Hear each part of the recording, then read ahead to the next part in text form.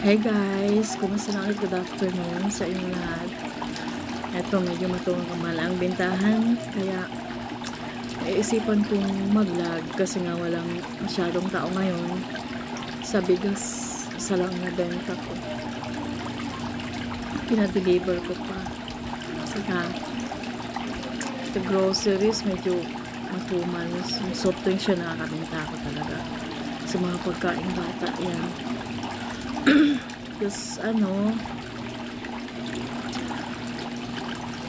wala masyadong tao, tapos malakas ang ulan sa labas, tuloy-tuloy ang ulan, kaya medyo wala yung mga dito, hindi lang naman ako, lahat naman dito, medyo wala talaga, tiis-tiis na lang. Saka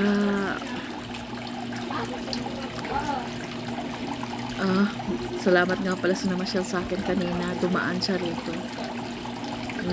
Naupo sandali, nagkipagkwentuhan. Kaya napakasaya ko kasi naging importante siyang tao sa akin hanggang ngayon. Special na tao. Salamat sa'yo. Ingat ka lagi.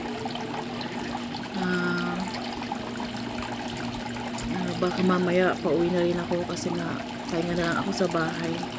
Bukas ulit ako babalik dito. At saka ano ba yun? Shout out sa mga friends ko dyan. Sana one day may banding din tayo kasi miss ko na yung mga natin, kalokohan natin, kwentuhan natin. Ganun lang siguro ngayon. Ingat na lang tayo lagi. Sana God bless sa ating lahat.